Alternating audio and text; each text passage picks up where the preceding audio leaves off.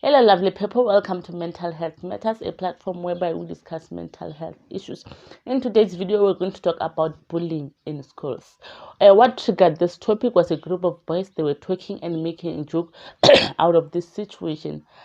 Something in me got struck. I was like, how can people make a joke out of something so severe, something so serious? The reality is either you have been bullied at school or you know someone who has been bullied at school. My question is the government doing enough in terms of educating kids about bullying, in terms of educating kids about the impact of bullying? In my opinion, personally for me, I don't think the government is doing enough. I don't even think the government is doing anything. All it's doing is overloading the teachers. Someone might say, why do you think the government is overloading the teachers?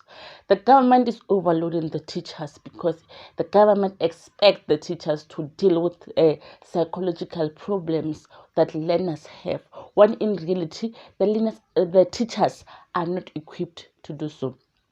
Teachers have work to set tests, to mark tests, to build futures, not to deal with the day-to-day psychological problems that learners have, because there are people that are equipped to do that job.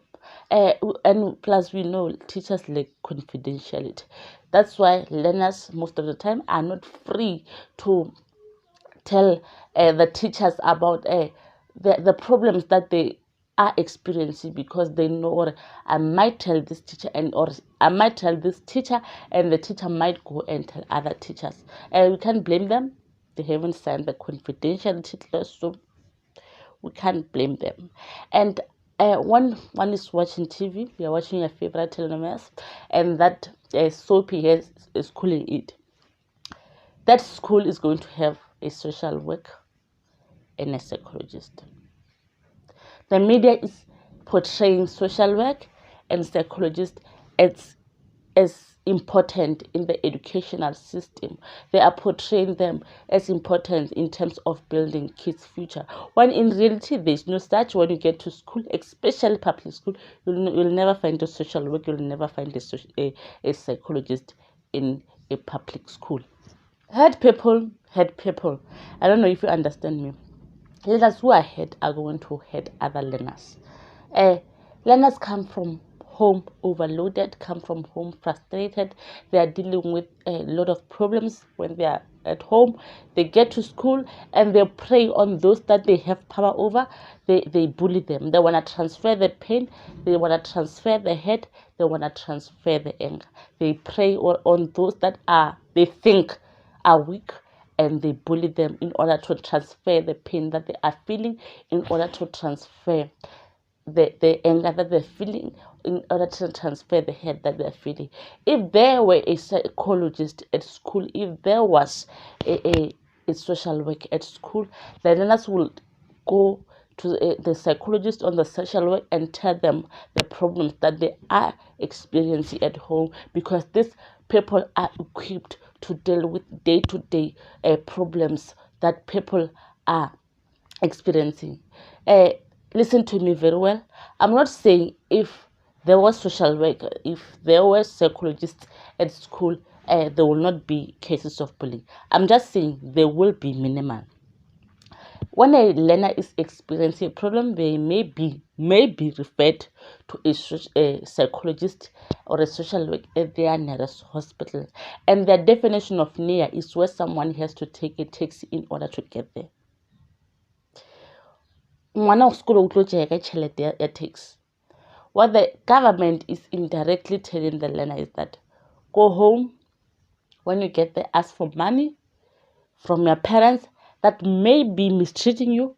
Tell them you are going to a psychologist or a social worker at their nearest hospital, and you are going to tell the psychologist or the social worker about how they are mistreating you.